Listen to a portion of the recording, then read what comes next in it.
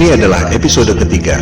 Pada 2 episode sebelumnya, kita sudah menjawab 3 dari 10 argumen yang selama ini membuat kita yakin bahwa bumi berbentuk bola. Pada episode ini, kita akan membahas topik nomor 4 dan 5, yaitu soal teori bumi mengelilingi matahari dan gravitasi Newton yang merupakan landasan dari seluruh dogma sains modern. Kita mulai dengan topik keempat, tentang persepsi bahwa Galileo membuktikan teori heliosentrik atau bumi mengelilingi matahari. Manusia sudah ribuan tahun mengamati alam semesta. Apa yang mereka lihat adalah sama dengan apa yang kita lihat saat ini jika otak kita tidak dijejali dengan berbagai propaganda sebelumnya. Jangan sekali-sekali meremehkan para astronom kuno, karena merekalah kapal laut bisa menyeberangi benua tanpa kompas hanya dengan melihat formasi bintang. Zodiak yang Anda pakai sekarang merupakan hasil pengamatan mereka. Mereka mampu menghitung gerhana secara akurat. Jika Anda melihat situs resmi NASA, perhitungan astronom kuno masih digunakan sampai sekarang. Mereka mampu menghitung pergerakan bintang selama 25.000 tahun yang disebut sebagai The Great Platonic Year. NASA pun masih menggunakannya sampai sekarang. Jika kita melihat langit, kondisinya persis seperti di planetarium, bahwa kita dan bumi ini diam. Bintang-bintang berputar mengelilingi kita pada langit yang berbentuk kubah. Semua bintang berputar kecuali satu yang posisinya tak pernah berubah, yakni bintang utara atau North Star. Para astronom kuno memandang bahwa bintang utara terletak pada titik puncak yang merupakan poros kubah. Itu sebabnya bintang utara posisinya tetap dan bintang-bintang lain posisinya berputar. Kondisi bumi datar dengan langit berbentuk kubah merupakan kosmologi yang umum pada agama-agama besar di dunia.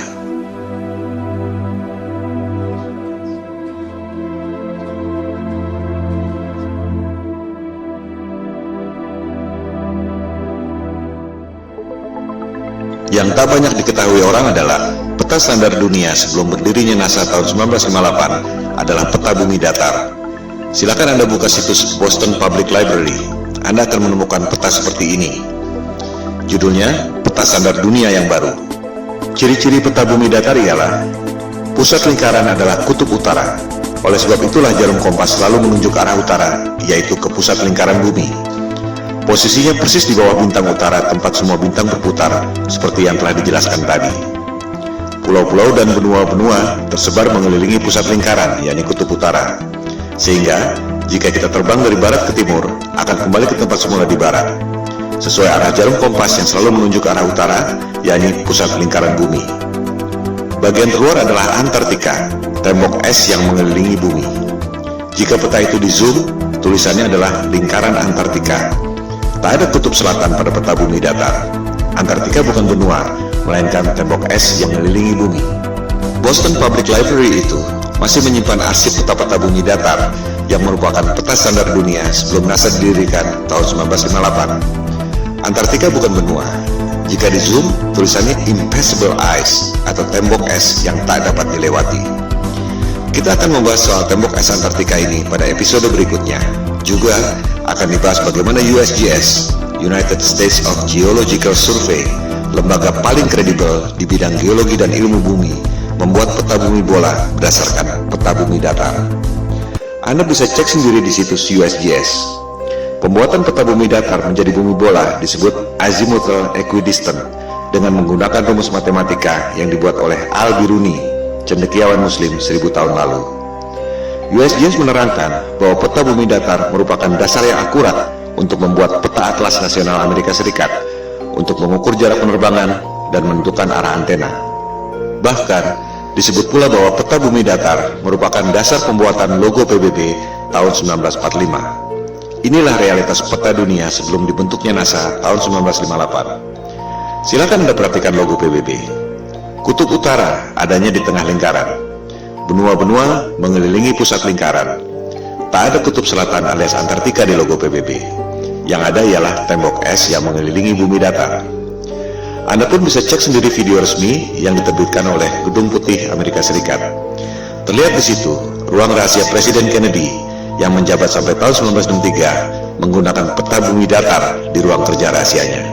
Kita akan membahas hal ini pada episode 4 setelah episode 3 ini. Kembali pada kosmologi bumi datar. Teori bumi pusat alam semesta ini disebut geosentrik, menjadi bagian dari sains sejak dipaparkan oleh ilmuwan Yunani kuno Ptolemy Ia menghitung dengan rumus matematika secara cermat tentang pergerakan benda-benda langit mengelilingi bumi. Perhitungan Ptolemei sangat akurat, sampai sekarang masih sering dibuatkan model komputernya. Hasil pergerakan planet-planet mengelilingi bumi menghasilkan pola yang disebut geometri suci atau sacred geometry, the golden ratio. Ketika itu, manusia menempatkan scientia atau pengetahuan di bawah sapientia, divine wisdom. Demikian halnya dengan penerus Ptolemei, yakni cendekiawan Muslim Ibnu Sina.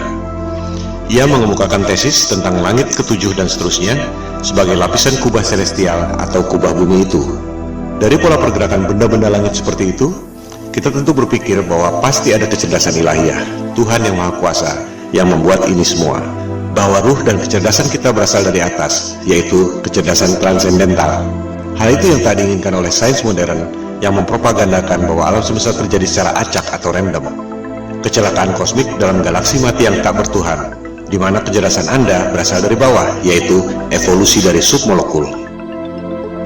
Teori bumi mengelilingi matahari juga sudah ada sejak 2500 tahun lalu. Teori ini dikemukakan oleh penyembah dewa matahari, Martianus Capella.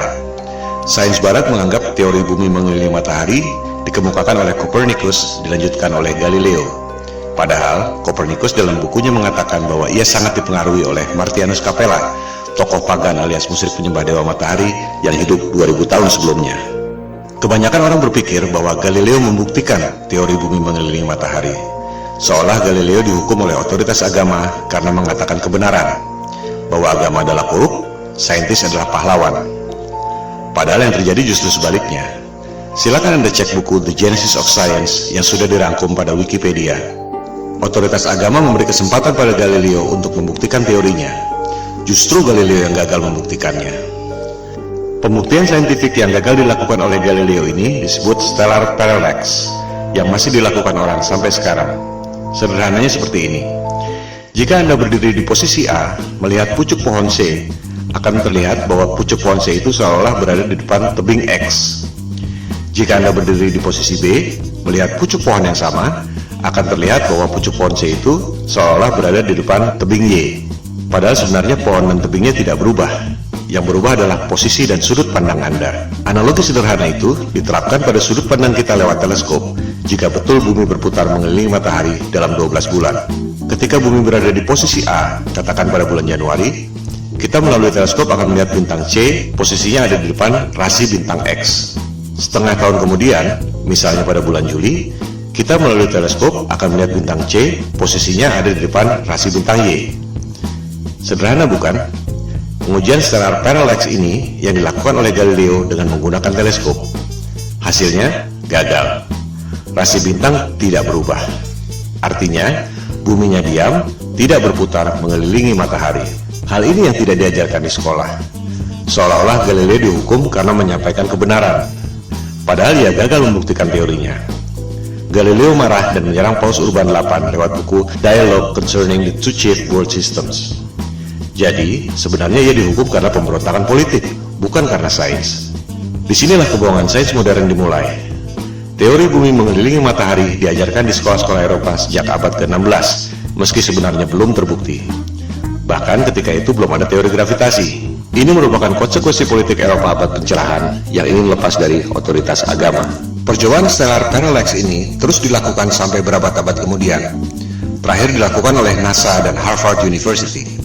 Silakan Anda cek, hasilnya ada di perpustakaan Harvard University. Seiring dengan kemajuan teleskop, dilaporkan bahwa terlihat posisi bintang memang berubah. Masalahnya, yang separuh bergerak ke kiri, yang separuh lagi bergerak ke kanan. Fenomena ini disebut negative parallax. Artinya apa? Artinya tak mungkin bumi mengelilingi matahari jika bintangnya bergerak berlawanan arah. Artinya, buminya diam, posisi bintang-bintangnya yang berubah, separuh ke kiri, separuh ke kanan. Ini hanya mungkin terjadi jika kubah celestialnya, alias langitnya, ada berlapis, seperti yang dikemukakan oleh Ibnu Sina tadi. Kesimpulannya, persepsi bahwa Galileo membuktikan teori bumi mengelilingi matahari adalah salah besar. Pertama, Galileo gagal membuktikan teorinya, di mana rasi bintang atau stellar parallax tidak berubah. Kedua, sampai zaman modern pun, NASA dan Harvard University tak berhasil membuktikan stellar parallax. Yang ada justru negative parallax, separuh rasi ke kiri, separuh rasi ke kanan. Dengan demikian, terbukti bahwa teori bumi mengelilingi matahari yang dikemukakan oleh Copernicus dan Galileo yang diajarkan di sekolah-sekolah seluruh dunia dan merupakan indoktrinasi ke otak kita semua adalah kebohongan sains modern.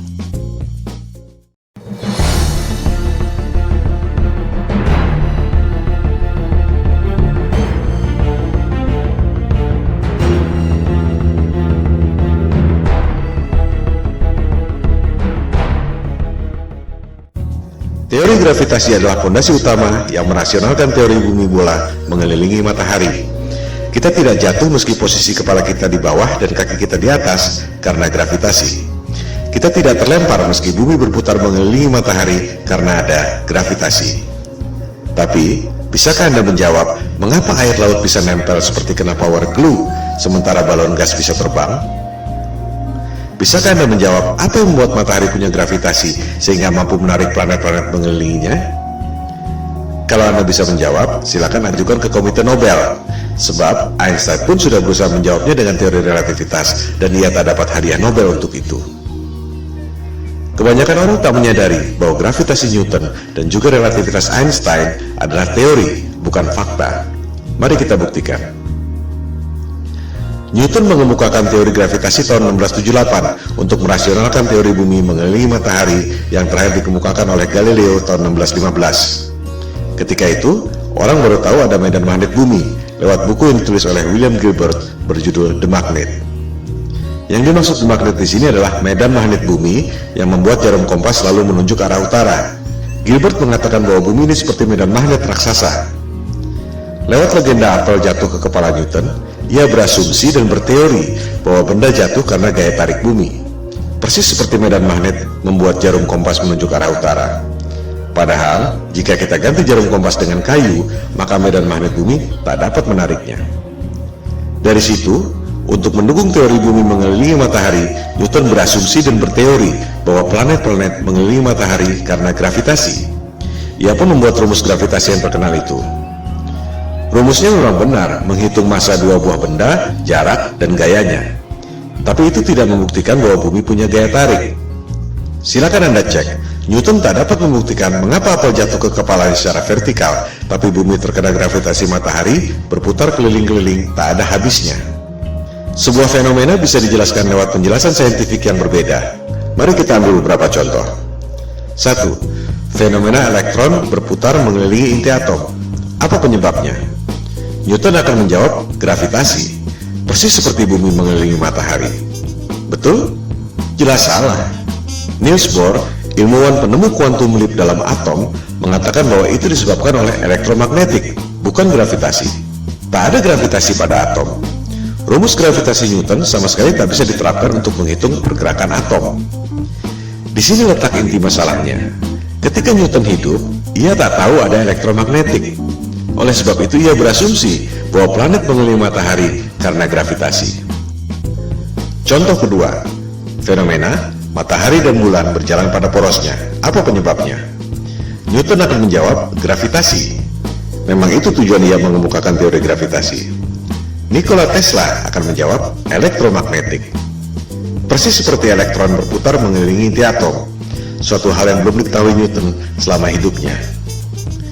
Tesla dapat menciptakan semua temuan-temuan yang dahsyat itu yang telah dipaparkan pada episode sebelumnya karena menganggap bumi ini bukan planet yang mengelilingi matahari. Bumi adalah pusat alam semesta yang memiliki energi dahsyat, termasuk menggerakkan matahari, bulan, dan bintang-bintang pada kubah celestial. Ia pun mengatakan matahari dan bulan digerakkan secara wireless oleh medan elektromagnetik yang ada di ether. Lebih jauh lagi, ia mengatakan bahwa kubah bumi atau kubah celestial itu terangkat karena medan elektromagnetik. The only force you need to counter is the electromagnetic force, not gravity. Kata-katanya adalah the only force. Bahasa terangnya, gravitasi adalah ilusi. Tesla pun mengatakan bahwa bintang-bintang menempel pada kubah celestial atau the firmament, bahasa Alkitab Taurat, terjemahan King James. Contoh kasus ketiga, fenomena besi tenggelam dan gabus terapung di air. Apa penyebabnya? Newton akan menjawab gravitasi. Besi tenggelam karena ditarik oleh gaya tarik bumi. Archimedes akan menjawab berat jenis. Besi tenggelam karena berat jenisnya lebih besar dari berat jenis mediumnya, yaitu air. Gabus terapung karena berat jenisnya lebih kecil dari berat jenis mediumnya, yaitu air. Kita lihat, sebuah fenomena bisa dijelaskan dengan paradigma sains yang berbeda. Contoh kasus keempat, fenomena balon helium terbang di udara. Newton dengan paradigma gravitasinya mungkin terpaksa menjawab anti-gravity. Archimedes akan menjawab dengan hal yang sama, berat jenis. Balon helium terbang karena berat jenisnya lebih kecil dari berat jenis mediumnya, yaitu udara. As simple as that. Coba kita simak baik-baik foto ini. Air laut bisa nempel tanpa ada setetes pun yang tumpah. Sementara, kalau kita goyangkan gelas ke atas, air pasti muncrat ke atas sebelum jatuh ke bawah. Padahal, tenaga kita tidak sebesar tenaga samudra. Karena sudah diindoktrinasi sejak kecil dan menganggap bumi bola adalah fakta, kebanyakan orang akan mengatakan bahwa air laut tidak tumpah dan kita tidak merasa bahwa kaki kita ada di atas karena ada atmosfer yang terkena gravitasi. Contohnya adalah gambar ini. Betul? Salah. Itu adalah gambar imajiner tentang medan magnet bumi. Banyak orang mengira gravitasi adalah medan magnet bumi, padahal bukan. Seperti dilihat pada gambar itu, ada jarum kompasnya. Artinya, itu adalah medan magnet bumi yang membuat kompas menunjuk arah utara, bukan gravitasi yang mampu menarik orang ataupun gajah. Gambar tentang gravitasi adalah seperti ini. Di situ tulisannya, gravitasi membuat semua yang ada di bumi ini stabil. Apakah itu gambar ilmiah? Jelas bukan. Kita juga bisa membuat gambar bumi berbentuk kotak, atau bisa juga kita bikin bumi berbentuk trapesium dengan klaim yang sama. Itu semua adalah gambar imajiner. Coba kita perhatikan gambar ilustrasi gravitasi bumi itu. Apa yang janggal? Kita bandingkan dengan gambar medan magnetik bumi sebelumnya. Di gambar kanan itu, kita lihat ada kutub positif, ada kutub negatif. Ada gaya tarik, dan ada gaya tolak. Sama seperti gambar besi magnet. Ada gaya tarik, ada gaya tolak. Ini adalah hukum kekekalan energi. Energi tak dapat diciptakan dan tak dapat dimusnahkan. Hanya bisa berubah bentuk. Contohnya, orang niup balon. Jika balonnya mengembang, pasti paru-paru yang niup itu mengempis. Tak mungkin ada balon mengembang terus jika tak ada energi lain yang mengempis. Inilah hukum kekekalan energi. Nah, itu teori gravitasi, ada gaya tarik bumi, tapi tak ada gaya tolak. Di mana logikanya? Ini bertentangan dengan hukum kekekalan energi. Sekali lagi, gambar-gambar pendidikan yang canggih-canggih itu adalah gambar imajiner. Tergantung asumsi orang yang membuatnya, bukan berarti bahwa itu fakta. Newton tak dapat menjelaskan mengapa bumi bisa punya gaya tarik. Yang bisa menjawab itu adalah Einstein tahun 1905. Dia bilang, gravitasi terjadi karena massa yang besar seperti bulan, bumi, matahari membuat ruang dan waktu melengkung. Wow, sungguh ide yang brilian yang tak terpikirkan dalam imajinasi saintis manapun di dunia. Itu yang membuat Einstein seorang jenius yang lain dari yang lain. Sebuah teori yang sangat indah. Pertanyaannya, apakah teori itu betul? Itu cuma teori yang ada dalam tulisan dan gambar, tak pernah ada di alam nyata. Contohnya ini, orang mencoba menjelaskan teori relativitas Einstein, bagaimana ruang dan waktu melengkung, menciptakan gravitasi yang membuat planet-planet mengelilingi matahari.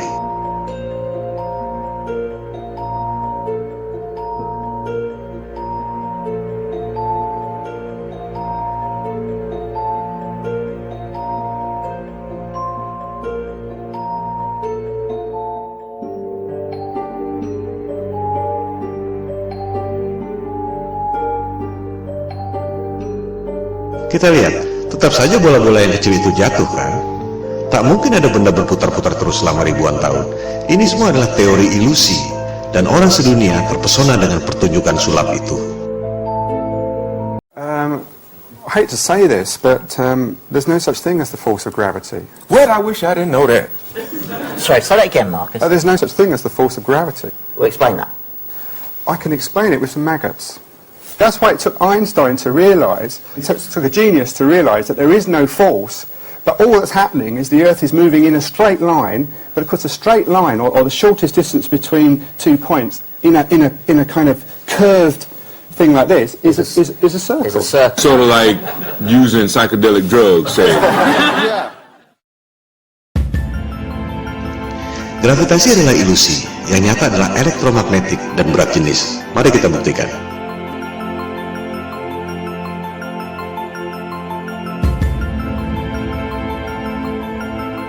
Jadi, betul kata Tesla. Satu-satunya gaya yang harus kita hadapi adalah elektromagnetik, bukan gravitasi. Elektromagnetik bisa kita buktikan lewat benda-benda nyata, bukan cuma gambar-gambar konsep imajiner seperti gravitasi. Huge alternating electric current. On top is a 1 kilogram aluminium plate. So we hear this noise. What's that noise? It's the vibration of the plate because it's vibrating at 2 times the frequency of this one. Whoa!